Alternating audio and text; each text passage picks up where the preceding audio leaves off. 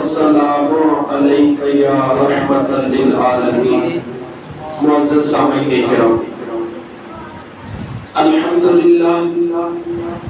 सुने रब करीम जा लख लख एहसान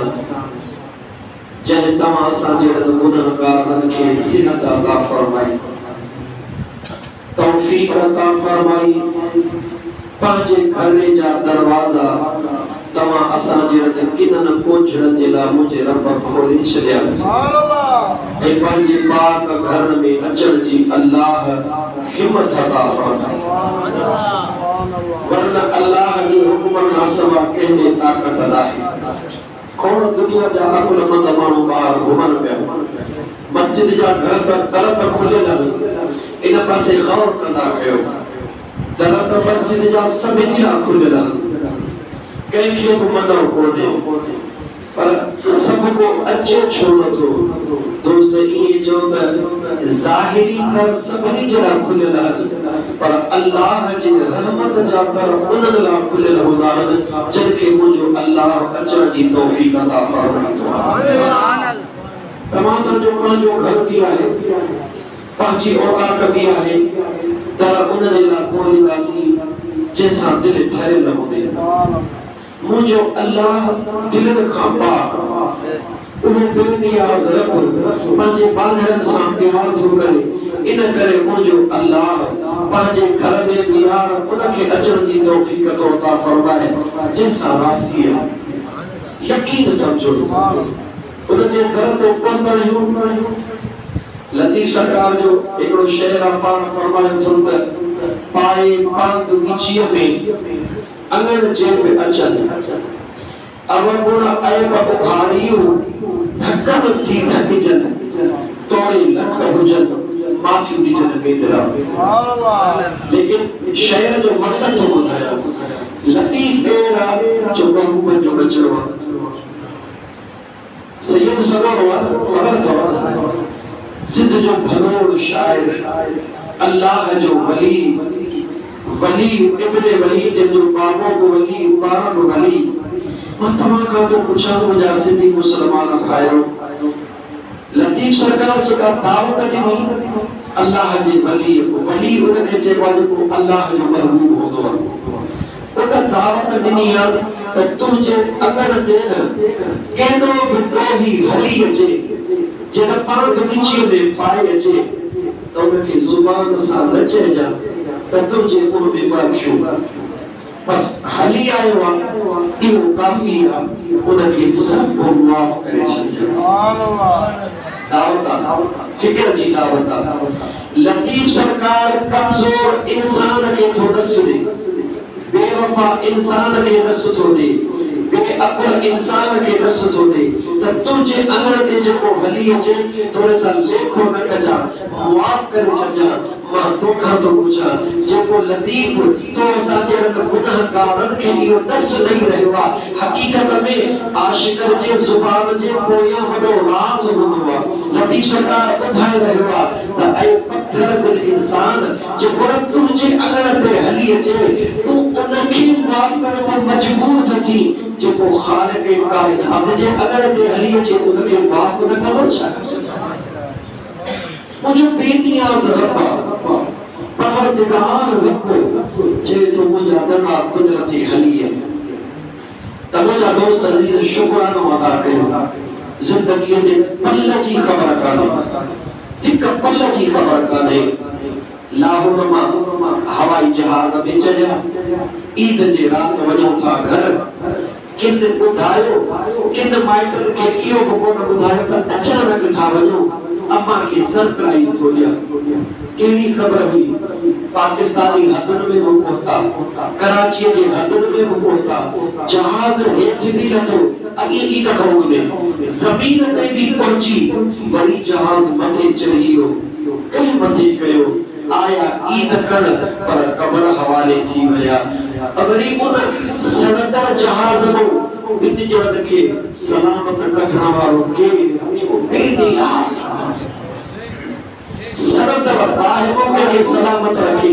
उनजी मर्ज़ी आहे। मुंहिंजा दोस्त अज़ीज़ खिलंद रखे वरी पाण में घुराए छॾे, उनजी मर्ज़ी आहे हर दम शुक्र कर हिकिड़ो साह जेको मिले थो न हिकिड़ो साह मुंहिंजे सुहिणे नबी पाक सल्लल्लाहु अलैहि वसल्लम फरमायो मौत खां अॻु में ज़िंदगीअ मिलण जो शुक्रानो अदा कर उन खां पहिरीं जो मौत तो अचे वञे पोइ छा कंदे मदीने जे मीर फरमायो बीमार थियण खां पहिरीं सिहत जो शुक्रानो अदा कर मुझा मौला मुझा लख एहसान जो सिहत ॾिनी अथई सुजो थियण खां पहिरीं सुखे हुजण ते शुक्रानो अदा कर मुझा मौला मुझा लख एहसान जो ॾिनो अथई बस तू कोई शुक्रानो अदा कर होने देर आहे कान मां मौजू मरम शरीफ जो आखिरी जुमो मौजू के मां पांजे के हलाइदो बस अर्ज इहो कयो त मुझा दोस्त अल्लाह जे दरबार में शुक्रानो अदा कयो त मुझा साईं तुंहिंजा करोड़े करम न असांजे ऐबन दे ॾिठई न असांजे गुनाहनि दे ॾिठई न असांजे लछणनि दे ॾिठई जहिड़ा हुयासीं तहिड़ा पंहिंजे महबूब जे सदके घुराए पंहिंजे दर जी हाज़िरी नसीब कई अथई हाणे वास्तो उन ई महबूब जो थी असांखे माफ़ बस इहा दिल में तमन्ना रखी ऐं वेहो इंशाअल्लाह ताला मुंहिंजो अल्लाह कंदो त तो असांजा गुनाह घणा कोन्हनि ख़ुदा जी रहमत वॾी अल्लाह जी रहमत वॾी आहे एडी वॾी आहे जे हुन जे रहमत जो हिकिड़ो कतरो अगर पूरी कायनात खे मिली वञे त सॼी कायनात धोपी वञे कतरो अञा बि ताक़त आहे खुदा जी एडी रहमत वॾी आहे त मुंहिंजा दोस्तो लख एहसान मुंहिंजे सुहिणे रब करीम जा जंहिं जुमअतुल मुबारक जो दिहाड़ो ज़िंदगीअ में नसीब फरमायो इंशाअल्लाह ताला मुंहिंजो करीम रब तव्हां असांजा गुनाह मिड़ई माफ़ फरमाईंदो दुरूद पाक पढ़ो त मां मौज़ू ज़िक्र कयां अल्लाहुम्मा सल्लि अला सय्यदना व मौलाना मुहम्मद व अला आलिहि व अस्हाबिहि व अहल बैतिहि अजमईन ज़मीन आसमान जो मालिक केरा ॻाल्हायो ज़मीन आसमान जो वारिस केरा अल्लाह ज़मीन आसमान जा खज़ाना पंहिंजा अल्लाह जा अचो त क़ुरान खां पुछो मुंहिंजे सुहिणे करीम रब फरमायो वलिल्लाहि खज़ाइनुस समावात वल अर्द अल्लाह जे ज़ात फरमायो ज़मीन ऐं आसमान जा खज़ाना मां करीम रब जा आहिनि मदीने जे पीर फरमायो मुझा दोस्त अजीज इमाम बुखारी में मौजूद मिशकात में मौजूद मुस्लिम में मौजूद तिरमिज़ी में मौजूद मदीने जे पीर फरमायो ऊती दो बिमफातीह खज़ाइन दुनिया मुझे साईं फरमायो मुझे रब के पूरे जहान जा खज़ानन जो चाबियूं ॾेई छॾियो खजाना अल्लाह जा चाबियों के खेदनी जो मदीने के पीर के वलिल्लाह मीरासुस समावात वल अर्द अल्लाह फरमाए ज़मीन भी मुझी मिल्कियत आसमान भी मुझी मिल्कियत ज़मीन जो वारिस भी मां अल्लाह आसमान जो वारिस भी मां अल्लाह अज कुरान ते गौर कयो दिल चवे थी रबी रब जो कुरान पढ़ी ताके बुधाया और पढ़ी दर्जे रहण वारो अकीदत इश्क जो नालो आहे इश्क प्यार जो नालो आहे जैसा प्यार हूंदो आहे उनमें ऐब नज़र कोन ईंदो आहे याद रखी छॾियो आखिर में याद कजो त तमाम दोस्त गॾिजी असांजो दोस्त आहे साईं अलहरितो अब्बासी साहब उनजो जवान पुटड़ो कुछ ॾींहं अॻु में रज़ाए इलाही सां अल्लाह जे दरबार में पहुची वियो इंशाअल्लाह ताला तमाम दोस्त उन खां इन्ना लिल्लाहि भी पढ़ंदासीं न बचड़े ला दुआ भी घुरंदासीं तवज्जो कयो मुंहिंजा दोस्त अज़ीज़ मुंहिंजे सोने करीम रब मुंहिंजे मिठड़े बेनियाज़ रब ज़मीन ऐं आसमान जा खज़ाना चवे थो अल्लाह ने मुझा चाबियों पर जे महबूब जे हवाले करे छॾियो ए कुरान करीम जो आयत याद रखो अगर ज़हन कमलो थो करे मोबाइल में भरे छॾियो फकीर जे ज़िंदगी ते भरोसो नाहे कोई तो कहानी ॿुधाए त खज़ाना मां तव्हां खां थो पुछां कमाए दुबईअ मां पीउ ईंदो आहे सऊदीअ मां कमाए पीउ ईंदो आहे बंगलो ठाराईंदो आहे ॿुधायो नालो कंहिंजो लिखंदो आहे अबो कमाए आयो दुबईअ मां सऊदीअ मां कमाए आयो सॼी साल महिनतूं करे 5 करोड़ कमाए आयो अचे भलो बंगलो ठाराई नालो कंहिंजो रखंदो जो पुट त 5 आहिनि पर 5 ॾींहं मां नालो उनजो लिखंदो जंहिंसां घणो प्यार पर जेकॾहिं केरु सवाल करे त ॿिया कमाए तूं आहे चवंदो मां कंहिंजे लाइ थो कमायां हिननि बचनि जे लाइ त कमायां थो मुस्लमान तो कॾहिं सोचियो कोन्हे त मुंहिंजो अलाह त बेनीराज़ आहे मुंहिंजो अलाह त ख़ालिक आहे मुंहिंजो अलाह त मालिक आहे उनखे दुनिया जी कहिड़ी शइ जी परवाह आहे उन फरमाए थो मुंहिंजो मौला ऐं मुंहिंजा बाधा जे मां अलाह जे कुदरत ॾे ॾिसंदे त तूं बि कमाईंदो हुई पर उनजे लाइ कमाईंदो हुई जंहिंसां तुंहिंजो प्यार होतो आहे तूं कमाइण जो मोहताज आहीं मां अलाह मोहताज न आहियां मां अलाह ख़ालिक आहियां मां बनाईंदो आहियां ऐं बनाइण बि मां अलाह जो एतिरो पावर आहे जो मां चवंदो आहियां इन्नमा अमरुहु इज़ा अराद शैअन अन यक़ूल लहू कुन फयकून मां रब चवंदो आहियां हीअ थींदो उनजो उन महिल थी वेंदो आहे अलाह चवंदो तूं कंदो हुई जंहिंसां तुंहिंजो प्यार हूंदो आहे मां काइनात बनाईंदो आहियां जंहिंसां मुंहिंजो प्यार हूंदो ॻाल्हि सॼी प्यार जी सब को पंहिंजे महबूब जे लाइ जेको वस हूंदो आहे उहो कंदो आहे पंहिंजे महबूब खे ख़ुशि ॾिसणु चाहींदो आहे पंहिंजे महबूब खे राज़ी करणु चाहींदो आहे मुंहिंजे अलाह जे ज़ात बाबरकात जो त मुंहिंजा दोस्त अज़ीज़ रब जो क़ुरान तोखे खोले खोले पढ़ी थो ॿुधायां हिकु आयत न 2 आयतूं न 3 न 4 फक़ीर रब जो क़ुरान ॿुध सब कुछ अल्लाह जो आहे लेकिन अल्लाह जी मर्ज़ी आहे जे हवाले करे छॾे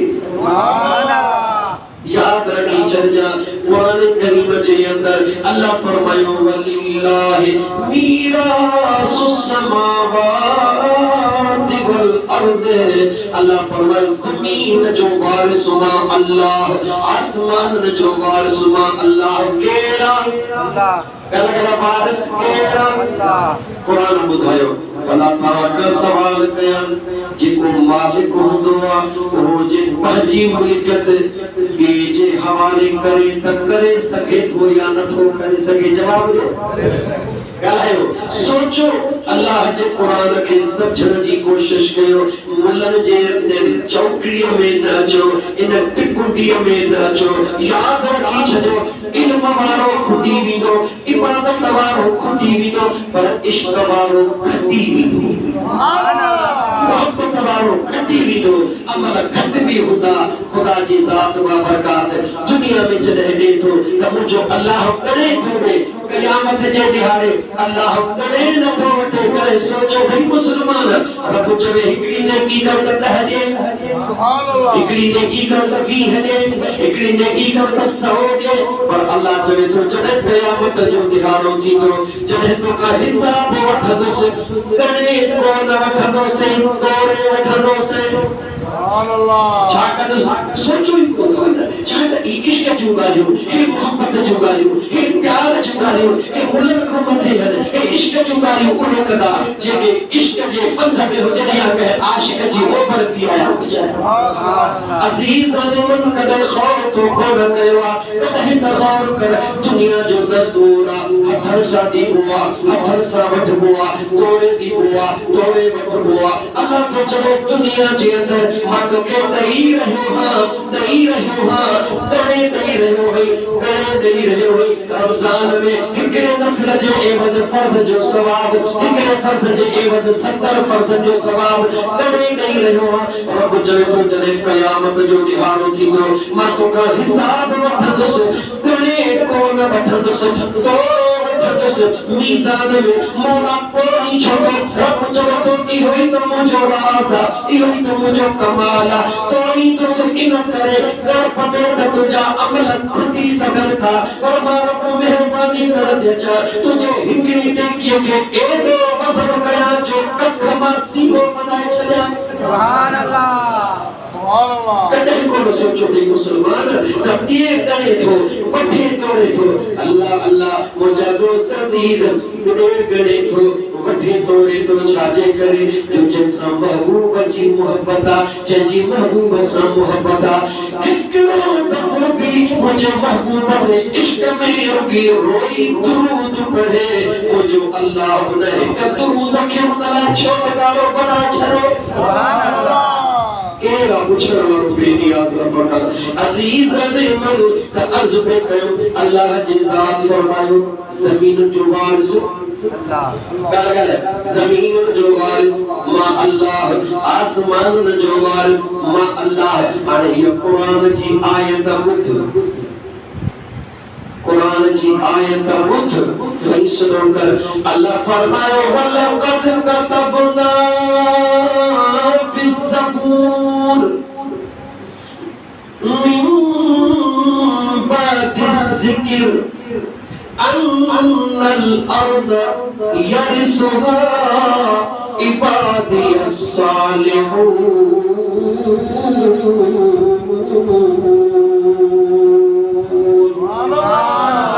छापड़ जो रब जो कुरान गला छापड़ अल्लाह जो कुरान अल्लाह पांचे कुरान में बयान कयो वलक़द कतबना बेशक मां अल्लाह लिखी छडियो मौला छा में फिर ज़बूर में छा में लिखो गला ज़बूर में आसमानी किताब घणा जो चार आसमानी किताब घणा चार ज़बूर तौरात इंजील कुरान ज़बूर में यानी आसमानी जेको पहलो किताब अल्लाह फरमाए तो उन में लिखी छडियो मौला छा लिखी मौला कतबना फिर ज़बूर में मां लिखी छडियो लिखी ज़बूर में ॿुधाए कुरान में सुभान अल्लाह लिखे ज़बूर गल लिखे ज़बूर में ॿुधाए कुरान में राज़ कहिड़ो इहो ई इश्क जो राज़ आहे इन्ही त इश्क जा राज़ आहिनि वलक़द कतबना फ़िज़्ज़बूर रब फरमाए तो बेशक नवाज़े रब ज़बूर में लिखी छॾियो मौला छा मिन बाद ज़िक्र मां अल्लाह पंहिंजो ज़िक्र लिखी छॾियो पंहिंजी तारीफ़ लिखी छॾी पंहिंजी नसीहत लिखी छॾी अल्लाह फरमाए तो मां अल्लाह पंहिंजे नसीहत लिखण खां पोइ छा लिखियो अन्नल अर्द बेशक ज़मीन जा यरिसुहा उहे वारिस आहिनि इबादियस सालिहून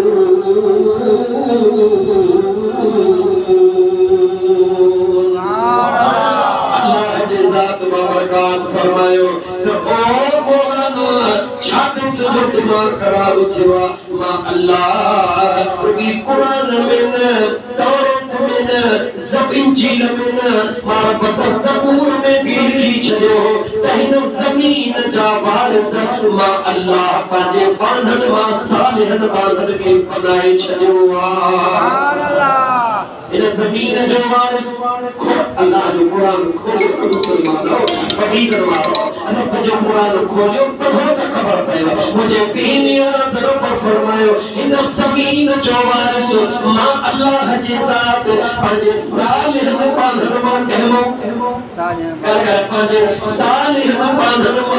मां अल्लाह ज़मीन जा वारिस बनाए छॾिया लिखी ज़बूर में ज़िक्र कई कुरान में हाणे मां तोखां थो पुछां रब जो कुरान आदो रखी करे सालिहन जी लिस्ट आदो बना गाला न मां तोखे कुरान में ॿुधायां त सालिहन जो नंबर कहूँ तो तुझो दिमाग खोले। अल्लाह फरमाए इल्लाह वरसूल फउलाइका मअल्लज़ीना अनअमल्लाहु अलैहिम मिनन नबिय्यीन वस्सिद्दीक़ीन वश्शुहदाኢ वस्सालिहीन।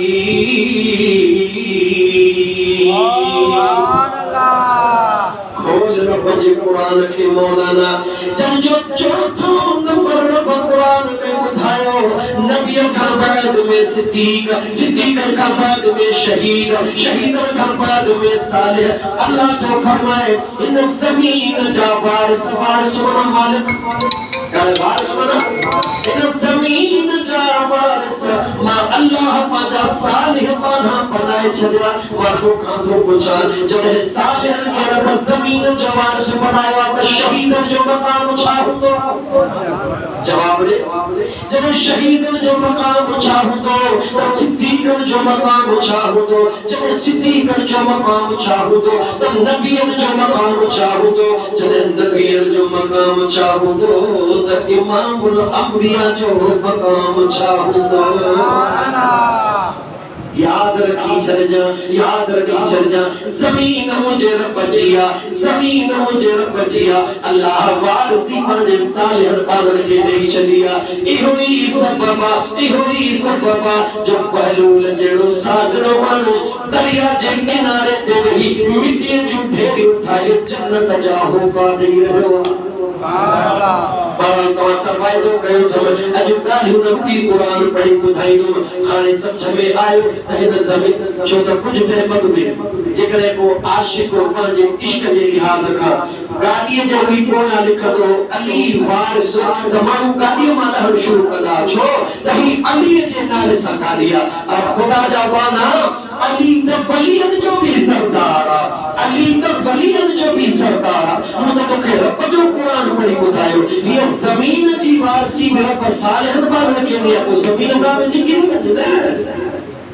छाला तो ज़मीन ते हली रब जो कुरान ॿुध। अल्लाह हिन ज़मीन जो वारिस कंहिंखे बनायो गाला गाला मिन इबादी अस्सालिहून। रब तो चवे मुझे बांधन मां नेक बांधन के ज़मीन जो वारिस बनाए छॾियो। ये चङी तरह कुरान जो आयत ॿुधो, कुरान जे आयत जो तर्जुमो पे ॿुधायां। हाणे ज़मीन जा वारिस केर जो अल्लाह जा नेक बांधन कलायो, अल्लाह जा नेक बांधन बनाइण वारो केर अल्लाह। हिकड़ी गाल बता अचे भैया करे वठो। अल्लाह ताला कुरान में ज़बूर जो जिक्र कयो तमा अल्लाह ज़बूर में बयान कयो आहे त हिन ज़मीन जा वारिस नेक बांधन। अल्लाह तौरात जो जिक्र छो न कयो, इंजील जो जिक्र छो न कयो। अंदर खोले ॿुध ज़बूर कहिड़े ज़मीर ते नाज़िल थियो जो हज़रत दाऊद अलैहिस्सलाम ते कहिजे वलक़द आतैना दाऊद ज़बूरा। ज़बूर हज़रत दाऊद अलैहिस्सलाम ते नाज़िल थियो। दाऊद अलैहिस्सलाम जॾहिं ज़बूर पढ़ंदो हुयो एॾो आवाज़ रब उन जो बिछड़ो कयो हो जो जेके पखी वणन में उड़ंदा हुआ त वणन मां किरी पवंदा हुया। एॾो जे आवाज़ में अल्लाह कर्म ॾिनो। उन ज़बूर वारे नबी जो ख़ुदा ज़िक्र छो कयो भला चवण दे सजण साईं जे फ़क़ीर आशिक राज परताहीअ खे मुंहिंजो ख़ुदा ॿुधाइण पियो चाहे, ॿुधाइण पियो चाहे त मुंहिंजो सुहिणो नबी दाऊद अलैहिस्सलाम जॾहिं ज़बूर पढ़ंदो हो जेके पखी ॿुधंदा हुया, ॾिसंदा हुया, वणन मां किरंदा हुया, ख़ुदा ॿुधाइण पियो चाहे ओ काइनात वारा जेॾी महिल 10 मुहर्रम खां हटी करे 11 मुहर्रम जी सुबुह थींदी काइनात ॾिसंदी 24 जे चंड खां वधीक सुहिणो मुंहिंजे मुस्तफ़ा करीम जो बचो इमाम हुसैन अलैहिस्सलाम जंहिंजो जिस्म करबला जे मैदान में हूंदो, सिर मुबारक नेज़े ते हूंदो, उते रब जो कुरान पढ़ंदो। सुहिणे दाऊद जे आवाज़ ते पखी किरंदा हुया, सुहिणे हुसैन जो आवाज़ ॿुधी इंसान ज़मीननि ते किरी पवंदा। ॻाल्हि ॿी ॿुधण जी नाहे 1300 साल गुज़री चुका है। अज 1300 साल का बाद लेगी और मुझा दोस्त अजीज जेडी मलाना सुने हुसैन पाक जो जिक्र थो कजे नेज़े ते उन जे कुरान पढ़ण जो जिक्र थो कजे त अज भी अखियूं रोन थियूं। कदा झुका था न फजकर जवाब दियो खुदा बुधारण तो चाहे और दुनिया वारो मामा जे नबी जे आवाज के त सुनो बनायो पर खबर हुजे तमा जमीन जो वारिस के बनायो उन्हनि खे बनायो जने बच्चा दी दे जानी दी मां अल्लाह जे दरबार में कुछ भी न की पायो। सुभान अल्लाह। नंबर 20 आयत जो टाइम थोड़ो आ मता पढ़ी वारो जिंदगी जो साथ न रहे बुधाए छया। नंबर पर अल्लाह ताला जन्नत के बनाई जो अल्लाह गला गला जन्नत कहजिया वरी जो जन्नत कहजिया अल्लाह जी गाल में कहे का साथ गादी जो मथो जे कर लिखो अली वार सकावट जी तो वजे तो वो जन्नत गादी वो गलत हो जमीन जा वार सभी वली खुदा ने कुरान तो चले चैलेंज क्यों जा खुदा ने कुरान तो चले जमीन जा वार सवली सालेह बान निकली वजे जमीन मो हाने अच तक जन्नत ला रात नी हण होना लगी जन्नत जा वार सके रब जो कुरान अल्लाह जो कुरान वो जो बेनियाज रब फरमायो वतिलकल जन्नतिल्लती नूरिसु मिन इबादिना मन कान तकिया।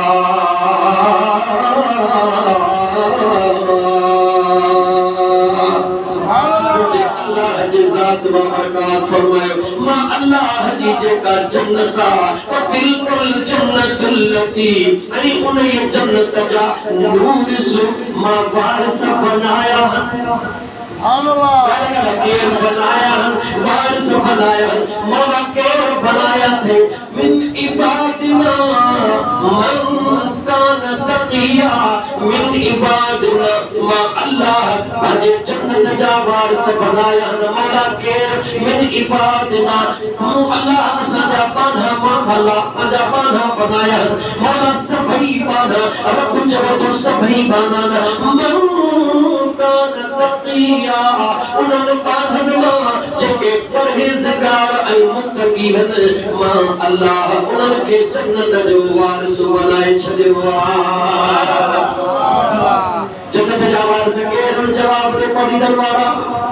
जवाब ॾे केरु हज़रत जो कुरान तो ॻाल्हाए फिकिर अल्लाह जो कुरान तो चवे साहिब तक़वा ऐं परहेज़गार जन्नत जा वारिस भला हिकिड़े परहेज़गार जो ज़िक्र करे वठां सुभान अल्लाह। जिंदगी ही बकाया ॻाल्हियूं में जुमे ते बचण वारा हिकिड़े परहेज़गार जो ज़िक्र वठां जंहिंजो नालो आहे अली बिन हुसैन। नालो छा आहे नालो छा आहे अली बिन हुसैन जंहिंजो नालो आहे जेके प्यार में दुनिया इमाम ज़ैनुल आबिदीन करे सघंदी आहे उनजो नालो छा आहे जो अली बिन हुसैन यादि कर नालो छा आहे अली बिन हुसैन दुनिया सघंदी आहे इमाम ज़ैनुल आबिदीन भला ज़ैनुल आबिदीन जी माना छा आहे जो इबादत जो सिंगार सुभान अल्लाह। रब्बे ज़ुल जलाल फरमायो मां अल्लाह पंहिंजे जन्नत जा वारिस बनाया जेके परहेज़गार ऐं मुत्तक़ी आहिनि अबू बकर सिद्दीक़ सोना उमर फारूक उस्मान ज़ुनूरैन अली मुर्तज़ा हैदर क़रार सब मुझे मुस्तफा करीम जा दीवाना परवाना इबादत गुज़ार साहिब तक़वा रजने ज़ैनुल आबिदीन जो वारो आयो दुनिया अली बिन हुसैन न चयो अबू बकर के सिद्दीक़ अकबर सजो उमर के फारूक आज़म सजो उस्मान सुने के ज़िन्नूरैन सजो अली मुर्तज़ा के हैदर क़रार सजो पर अली बिन हुसैन के ज़ैनुल आबिदीन सजो माना चाहे इबादत जो सिंगार पुट कहजो जो दिल पर हुसैन जो पुट जे दिल पर हुसैन जो पुट जो नालो ही दुनिया चवे तो इबादत जो सिंगार इनका वधीक में तकवा और टेर थी सके जे पुट इबादत जो सिंगार खुदा उन जे बाद हुसैन जो मकाम छा होंदो मुसलमानो जन्नत के हीरा तो बस टाइम खत्म थी ये जन्नत कहजी आ जो मुझे रब्बे ज़ुल जलाल जी जन्नत कहजी